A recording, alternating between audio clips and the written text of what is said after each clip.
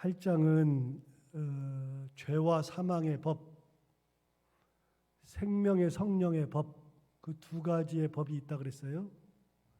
사도 바울의 논리는 이제 이분법적인 것을 참 많이 쓴다 그랬죠. 그래서 둘로 나눠서 설명하기를 참 좋아했어요. 그래서 딱 나누어서 세상과 하나님 나라, 세상의 법과 하나님의 법, 죄의 종, 의의 종, 할례, 무할례 뭐 이런 식으로 나눠 설명했고요. 법도 죄와 사망의 법이 있고 생명과 성령의 법, 이게 나누어져 있어요. 그래서 사도 바울이 로마서를 보면 분명해지는데 이분법적인 것을 둘로 딱 나눠 설명하기를 굉장히 좋아하고 그게 굉장히 설명이 용이해요. 그래서 우리 인간이라고 하는 존재는 두 개의 법을 다 가지고 있다는 겁니다. 부인할 수 없다는 겁니다. 내 마음속에 나는 하나님만 바라면서 살고 싶은데 나도 모르게 죄를 짓는 게 있더라. 그래서 자기가 탄식하잖아요. 오라 나는 곤고한 사람이로다. 이 사망의 몸에서 누가 나를 건져내랴. 우리 주 예수 그리스도께 감사하리로다. 그러면서 자기가 곤고하다 그러잖아요. 비참하다 그러잖아요. 내가 진짜 하나님의 뜻대로 살고 싶은데 어느 날 보면 죄를 짓고 있는 나를 보면서 비참하다고 생각했죠. 왜 그런가 가만히 봤더니 자기 속에 하나님의 법이 있는가 하면 세상의 법도 있더라. 그래서 두 개가 같이 있더라. 그러나 내가 영으로는 하나님의 법을, 육신으로는 죄의 법을 따른다. 그게 이제 7장 마지막에 나오면서 그래서 우리 안에 생명의 성령의 법이 죄와 사망의 법에서 우리를 건져내는 거다. 그게 이제 8장 1절에 나오면서 그러면서 또 구분을 하기 시작해요. 육신과 영이라고 하는 존재가 우리 가운데 있다. 육신을 따르면 안 된다. 육신을 생각하는 사람은 육신의 일을, 그다음에 영을 따르는 사람들은 영의 일을 생각한다. 그런데 육신을 따르면 그 생각은 사망이다. 영의 생각을 해야 생명과 평안이 우리에게 주어지는 거다라고 하는 얘기를 했죠. 그러면서 육신의 생각은 하나님과 원수가 된다. 하나님의 법에 굴복하지 않는다. 굴복할 수도 없다. 하나님을 기쁘게 할 수 없다. 그게 육신이라고 그랬잖아요. 이제 그런 존재로 우리가 살아가니까 육신에게 져서는 안 된다. 영은 육신에게 져서는 안 된다. 자, 12절 이제 어제 봤던 마지막 내용부터 볼까요? 그러므로 형제들아, 우리가 빚진 자로 돼 육신에게 져서 육신대로 살 것이 아니니라. 이제 그 얘기 제가 마지막 드렸던 말씀 여기 나오죠. 육신대로 져서 육신에게 져서 육신대로 살 것이 아니다. 우리는 빚을 졌다. 빚을 졌는데 그 빚은 어떤 빚이냐면 육신에게 빚을 진 게 아니라 예수 그리스도에게 빚을 졌죠. 영적 빚을 졌죠. 그러니까 우리가 빚진 존재가 영인데 영에게 굴복하고 영의 자녀가 되고 영의 종이 돼야지 빚은 여기다 져놓고 여기다가 굴복하면 안 되는 거다. 육신에게 질 필요가 없다. 육신에게 져서 육신대로 살면 안 된다. 그거는 하나님과 원수가 된다. 하나님을 기쁘시게 할 수 없다. 하나님의 법에 굴복하지 않는다. 굴복할 수도 없다. 그렇게 되면 안 된다. 육신대로 사는 것은 하나님의 뜻이 아니다. 하나님 앞에 그렇게 우리가 빚을 졌으면 하나님의 뜻대로 살아가야 되는 거지. 왜 육신에게 지느냐. 여기서 육신이라고 하는 것은 세상 살면서 온갖 죄악을 얘기하는 거예요. 죄된 삶을 살면 안 된다. 왜 죄된 삶을 사냐? 영적으로 구원받았는데 생명의 성령의 법이 우리를 죄와 사망의 법에서 구원했는데 왜 다시 죄와 사망의 법 앞에 굴복하면서 살아가야 하느냐? 그 끝은 사망인데 그 끝은 하나님의 뜻대로 살아야 그 끝이 영생이라 그랬잖아요. 우리가 중요한 개념을 배웠어요. 로마서 하면서. 죄의 끝은 사망이고 의의 끝은 영생이다. 생명이다 하는 거. 그래서 빚을 졌는데 어디다 졌는지를 잘 생각해야 된다. 빚을 어디다 졌어요? 하나님께 졌어요. 영에게 졌어요. 그렇기 때문에 우리가 하나님 앞에 굴복하는 거죠. 육신에게 져서 육신대로 살 것이 아니니라 분명하게 얘기했어요. 자, 14절 보면 이렇게 돼 있어요. 무릇 하나님의 영으로 인도함을 받는 사람은 곧 하나님의 아들이라. 누가 하나님의 아들이냐면 하나님의 영으로 인도함을 받는 사람. 자, 우리는 하나님의 이 정통 계보로 있는 사람들이 아니에요. 우리는 다 양자예요. 우리는 하나님께서 우리를 구원해서 양자로 삼아주신 거라고요. 그러니까 우리는 정통 계보로 있는 사람이 아니에요. 하나님의 뜻대로 하나님께서 구원하셔서 우리가 양자가 되었으므로 하나님의 뜻대로 살아가는 사람들, 하나님의 영을 가지고 사는 사람들이 하나님의 자녀가 되는 거예요. 그게 바로 달래 하나님의 자녀가 되는 게 아니라 우리는 하나님의 뜻대로 살아야 하나님의 자녀가 된다. 그래서 14절 다시 보시면 무릇 하나님의 영으로 인도함을 받는 사람은 곧 하나님의 아들이라. 하나님의 영으로 인도함을 받아야죠. 하나님의 영으로. 육의 인도를 받으면, 육의 영으로 인도를 받으면 그건 하나님의 자녀가 아닌 거예요. 아직까지도. 양자가 됐으면 하나님의 뜻대로 살아야죠. 그 얘기한 겁니다. 자, 그럼 오늘 본문 15절 계속해서 볼까요? 너희는 다시 무서워하는 종의 영을 받지 아니하고 양자의 영을 받았으므로 우리가 아빠 아버지라고 부르짖느니라. 우리 이거 옛날부터 많이 외웠던 말씀 중에 하나인데요. 너희는 다시 무서워하는 종의 영을 받지 아니하고 양자의 영을 받았으므로 우리가 아바 아버지라 부르짖느니라. 옛날에 아바라 그랬는데 아바를 정확하게 번역한 거예요. 여기 원문은요 아빠예요. ABBA 아빠예요. 아빠. 아빠가 뭐냐? 그냥 아빠예요. 똑같은 거예요.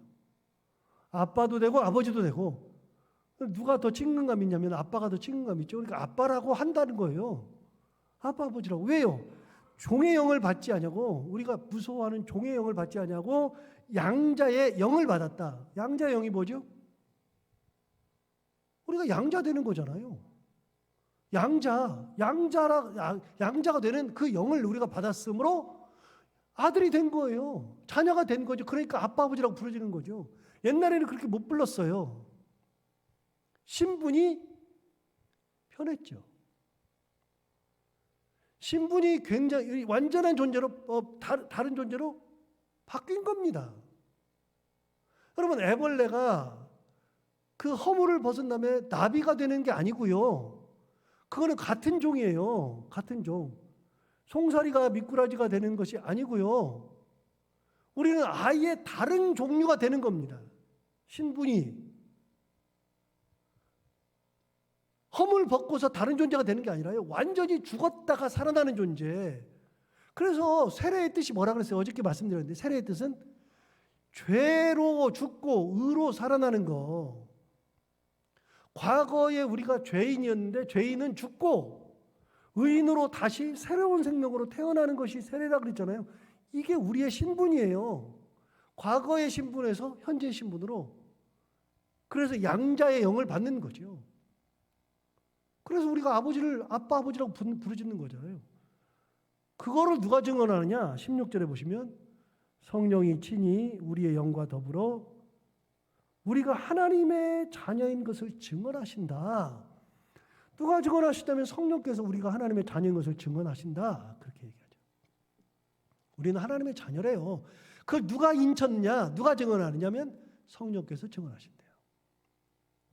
여러분, 신분이 바뀌면 양자가 되는 순간에 우리는 완전히 그 사람의 자녀로서 살아가는 겁니다.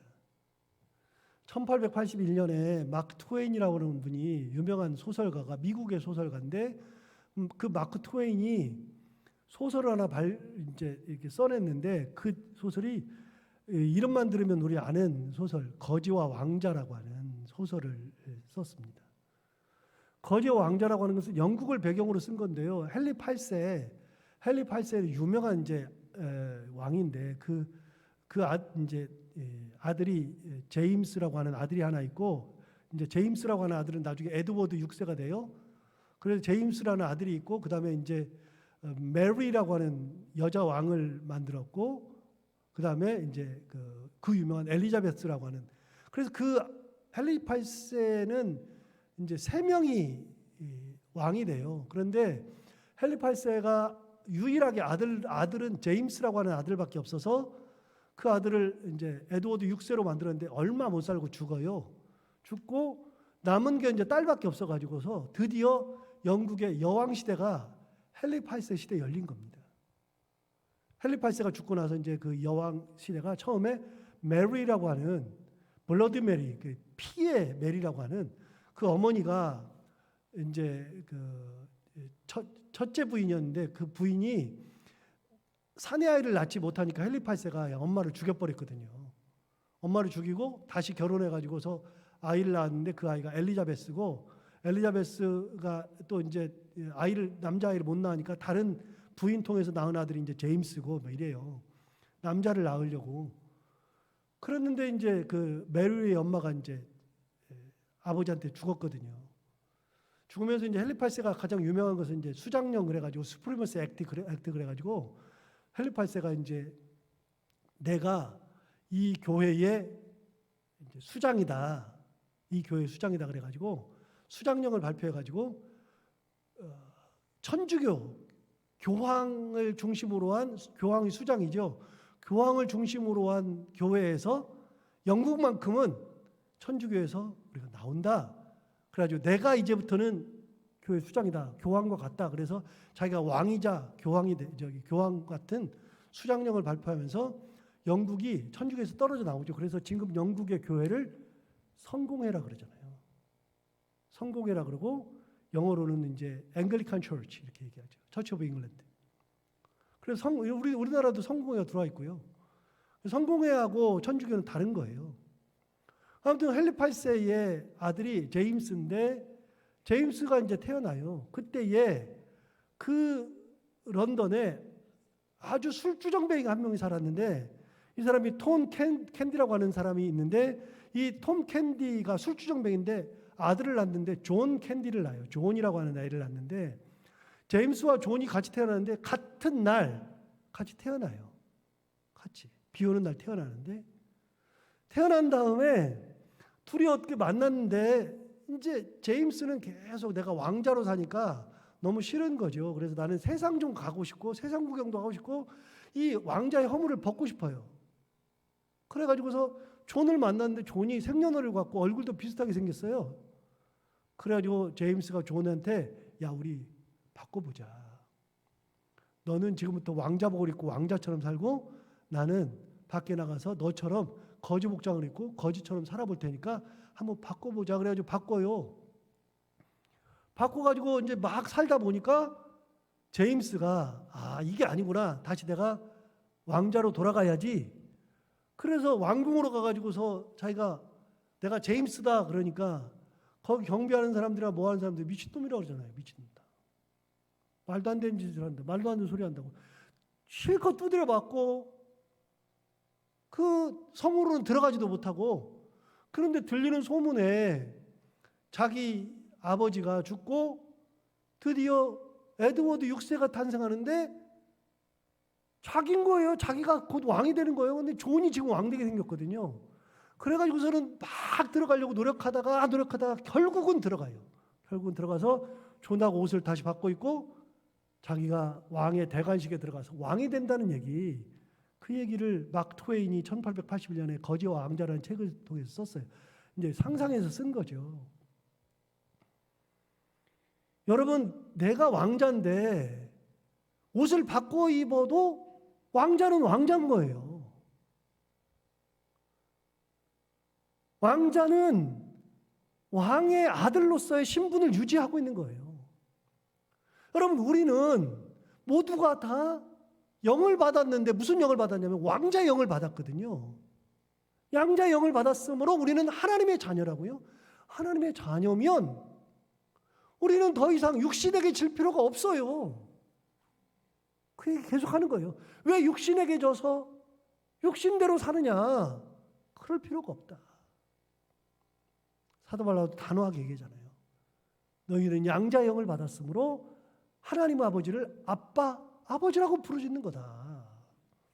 그걸 성령께서도 증언하신다. 그 자부심을 가지고 살면 된다. 그러면서 중요한 말을 했어요. 양자. 자, 여러분, 양자면은 자식이잖아요. 그럼 아버지 죽을 때, 엄마 죽을 때 뭘 받아요?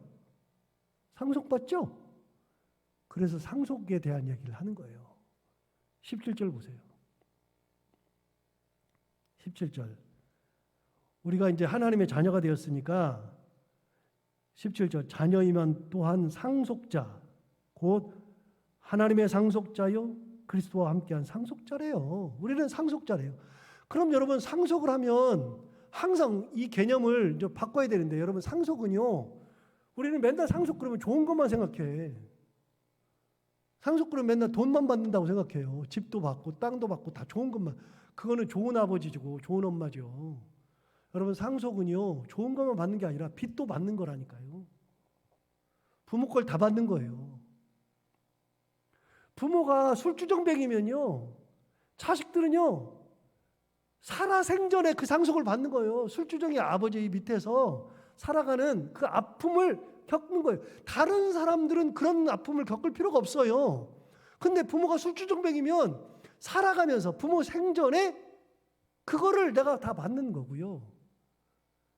남편이 맨날 폭력이고 술 취하고 뭐 그러고 살면요, 아내는 결혼과 동시에 그 삶을 그대로 가져오는 거예요. 전부 다 받는 거예요. 그래서 어떤 부모를 만나느냐에 따라서 달라진다 그러잖아요. 그런데 하나님의 상속자래요. 예수 그리스도의 상속자. 그러면 뭘 받아요? 그분 것을 다 받는 거죠. 그럼 우리는 또 좋은 것만 생각해요. 아, 좋은 거 우리한테 주겠지. 17절 다시 보세요.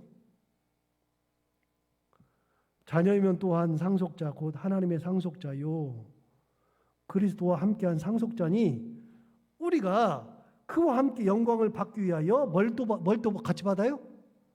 고난도 함께 받아야 할 것이냐. 이거 유명한 말이에요. 이거 17절 굉장히 중요한 말이고 유명한 말이에요. 꼭 기억하셔야 돼요. 뭐가 중요하냐면요, 우리는 자녀예요. 자녀이면 또한 상속자, 곧 하나님의 상속자예요 그리스도와 함께한 상속자니 그 다음이 중요해요. 우리가 그와 함께 영광을 받기 위하여, 영광만 생각하면 안 돼요. 영광을 받기 위하여 고난도 함께 받아야 할 것이니라. 여러분 그리스도께서 이 땅 계시면서 뭘 받았어요? 고난 받았죠. 그런데 우리는 그리스도께서 영광 가운데 계신 것만 생각하면 안 된다니까요. 제가 가끔 얘기하잖아요. 여러분 우리 이렇게 기도하면 안 된다 그랬죠. 뭐 그렇게 기도하시는 분도 있겠지만 하나님 아버지 다윗과 같이 되게 하여 주옵소서. 그러면 안 된다 그랬죠. 다윗 같이 되게 해달라 그러는 얘기는 다윗이 왕 된 것만 생각하는데요, 도망 다닌 거는 왜 생각을 못 해요? 죽을 고비 넘긴 거는 왜 생각을 못 해요? 하나님 아버지 바울처럼 살게 하여 주옵소서 그러면 맞아 죽는 거는 왜 생각을 못 해요?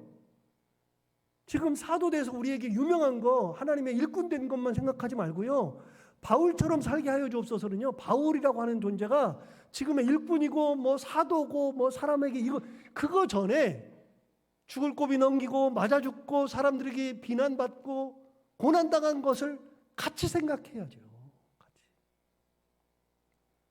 여러분 그리스도와 우리가 연합해서 하나님의 양자가 되었으면, 그리스도로 인해서 구원을 받았으면 우리는 그리스도의 뭘 받는 거예요? 같이 고난도 받는 거예요. 고난도. 중요한 거예요. 영광을 받기 위하여 고난도 함께 받는 거예요. 함께. 그래서 이 17절은요 굉장히 중요한 말씀이에요. 8장 17절. 우리가 영광을 받기 위하여 그와 함께 영광을 받기 위하여 고난도 함께 받아야 할 것이니라. 그런데 여러분 영광과 고난은요 뭐냐면요, 영광은요 지금 게 아니에요. 영광 언제 받아요? 훗날 받아요. 우리가 훗날. 고난은요 지금 받는 거예요. 지금. 18절에 정확하게 설명해 줬어요. 18절 보세요. 생각하건대 현재의 고난이 언제 거예요? 현재 거죠. 현재의 고난은 장차 우리에게 나타날 영광과 비교할 수 없도다. 여러분, 영광은 언제 거예요? 장차 나타나요. 고난은 언제 거예요? 현재 거예요. 이 땅 살아가는 동안에는요, 영광이 주가 아니고요, 우리는 고난이 주예요. 고난이. 왜요? 주님이 이 땅에서 그렇게 살아가셨으니까. 주님과 같이 고난 가운데 살아가는 거지. 근데 우리는 영광만 얻으려고 그래. 영광만 얻으려고 그러면 안 돼요. 주님과 같이 고난의 길을 가는데, 묵묵히 가는데, 그래서 우리가 가는 길은요, 주님과 똑같은 길이에요. 사도 바울의 신학을 뭐라 그러냐면요, 여러 가지로 이제 신학자들이 다 풀어서 다 설명했어요. 사도 바울의 신학을 어떤 사람은 사도 바울은 이제 십자가를 막 얘기한다 그래서 십자가의 신학, 어떤 사람들은 고난을 얘기한다 그래서 사도 바울의 신학을 고난의 신학, 어떤 사람은 십자가에 있어서의 희망을 얘기한다 그래서 희망의 신학을 다 얘기한다 그래서 희망의 신학, 사도 바울의 신학을 이 신학자들이 대대로 연구하면서 뭐 고난의 신학, 십자가의 신학, 희망의 신학, 피 흘림의 신학, 뭐 여러 가지를 얘기했는데 중요한 게 있어요. 희망의 신학이라고 하는 것은 미래를 바라보면서 희망을 갖는 거지, 지금 희망을 이렇게 내가 딱 쥐고 있는 게 아니에요. 이 땅 살아가는 동안에 십자가고요, 고난이고요, 피 흘림이에요. 그래서 우리가 하나님의 자녀로서 그와 함께 영광을 받기 위하여 고난도 함께 받아야 할 것입니다. 사람이 고난은 생각은 안 하고 맨날 영광만 생각하니까 하는 얘기죠. 고난도 함께 받아야 될 것이냐. 그러면서 고난은 언제 거고 영광은 언제 건지를 구분해 줬어요. 18절에. 정확하게. 그래서 18절에 생각하건대 현재의 고난은 장차 우리에게 나타날 영광과 비교할 수 없도다. 그렇게 얘기했어요. 그러므로 여러분, 우리는 어떻게 하냐면 영광을 바라보면서 고난을 이기는 거예요. 우리는 영광이 주어져 있잖아요. 그러니까 우리가 그 영광을 바라보면서 고난을 이기는 거예요. 그래서 지금 고난을 하고 있지만 우리는 알고 있어요. 영광이 있다는 걸 알고 있어요. 그러니까 고난을 이겨낼 수 있는 거죠. 여러분, 운동선수들이 열심히 해가지고서 자기가 그 자리에 올라갈 걸 생각하면서 진짜 열심히 하는 거예요. 그런데 보세요. 운동선수들이 얼마나 열심히 하냐면요, 진짜 보통 열심히 하는 게 아니에요. 우리나라에서 농구를 제일 잘한다고 했던 허재라고 하는 선수가 옛날에 인터뷰한 걸 들어보니까요, 슛을 하루에 1000개씩 쐈다는 거예요. 1000개씩. 우리나라 최고의 슈터는 허재가 아니에요. 허재가 아니고 제가 생각할 때 우리나라 최고의 슈터는 이충희였는데, 이충희라고 하는 선수보다도 허재가 1000개를 쐈다는 거예요. 그러면 이충희는 도대체 몇 개를 쏜 거예요? 그러니까 쏘는 거예요. 잡으면 그냥 쏘는 거예요. 여러분, 요만한 림에 그 공이 들어간다고 생각해봐요. 그게 잘 들어가나? 그런데 그것을 3점슛 라인에서 쏘면 들어간다니까요? 왜요? 맨날 쏘다 보니까. 그렇게 매일매일 역경과 고난 가운데서도 하루도 걸리지 않고 하니까. 음악하는 사람들이 얘기하잖아요. 하루 연습 안 하면 자기가 알고, 이틀 연습 안 하면 주변 사람들이 알고, 3일 연습 안 하면 관객들이 알고. 여러분, 연습을 안 하면 사람들이 다 안 되는 거예요. 전부 다. 그러니까 그 사람들 피나게 연습해요. 얼마나 예뻐요. 동영상 봐봐요. 이 바이올린 하는 사람들 얼마나 예쁘냐고요. 예쁜데 보세요. 바이올린 하는 사람 만나보셨어요? 바이올린 하는 사람들 손이요, 여기가 완전히 다 굳은 살이에요. 진짜 못난이 손이에요, 여자애들이. 성악하는 사람 보셨어요? 성악하시는 분들이 얼마나 열심히 피나게 노력하는지, 성대 결절 안 오게 하려고 얼마나 노력하는지, 여기다가 이렇게 목에다 이렇게 막 싸고 얼마나 여기를 따뜻하게 하는지 아세요? 무대에 한번 서기 위하여서 그렇게 하는 거예요. 여러분, 영광을 바라보면 고난은 이겨내야 되는 거예요. 고난 없이 어떻게 영광이 있어요? 그래서 우리에게 장차 주어질 영광을 바라보면 현재의 고난은 비교도 안 된다 얘기하잖아요. 비교도 안 된다. 영광을 바라보면 그러면 고난은 이길 수 있다. 이겨야 한다. 그 얘기죠. 자, 그 얘기가 쭉 다니까 빼고 24절, 25절 볼까요? 우리가 소망으로 구원을 얻었음에 보이는 소망이 소망이 아니니 보는 것을 누가 바라리요? 그 영광, 그 소망을 가지고서 우리가 구원을 얻은 거예요. 영광을 우리에게 주어지는 소망을 가지고 있어요. 소망은 보이는 게 아니에요. 여러분, 영광도 보이지 않아요. 보이지 않는데 그 영광을 딱 믿음으로 가지면, 우리가 소망을 가지면, 그러면 소망을 가지는 순간에 그때부터는 이길 수 있는 거죠. 그런데 여러분, 소망이 보여요? 영광이 보여요? 안 보여요. 믿음은 보여요? 안 보인다니까요. 우리가 살아가는 것은 안 보이는 거예요. 전부 다. 보세요. 히브리서 11장 1절 2절 우리가 다 잘 아는 말씀. 믿음은 바라는 것들의 실상이요, 보이지 않는 것들의 증거니. 그 다음요, 2절에 뭐라 그랬어요? 선진들이 이로써 증거를 얻었느니라. 여러분, 믿음은 바라는 것들의 실상이라고 그랬어요. 몇 번 설명드렸지만 바라는 것들의 실상은요, 믿음이라고 하는 것은 내가 바라요. 저렇게 하고 싶어요. 내가 저분하고 결혼하고 싶어요. 그러면은 결혼하고 싶은 것은 소망이죠. 근데 그건 실체가 없어요. 마음뿐이죠. 그런데 결혼을 딱 했어요. 그때부터는 소망이에요, 아니에요? 결혼하면은 소망이 아니라니까요. 얻었으면 소망이 아니에요. 내가 5억을 벌고 싶어요. 그때까지는 소망인데 5억을 딱 번 순간부터는 이거는 소망이 아니에요. 가지면 소망이 아니에요. 그런데 가지지 못했을 때만 소망이죠. 믿음이라고 하는 것은요, 바라는 것들의 실상이에요. 바란다고 하는 것은 소망이죠. 믿음은 바라긴 하지만 구체적인 게 없어요. 그런데 실상이에요. 진짜 있는 거예요. 내가 바라는 게 있는 거예요. 그래서 믿음은 보이지 않는데 보이는 거, 가지지 않았는데 가진 거, 실체가 없는데 실체가 있는 것이 믿음이라니까요. 사람들이 우리가 믿음 생활한다 그러면 웃겨요. 웃긴다 그래요. 야, 무슨 믿음 생활을 해? 뭘 믿어?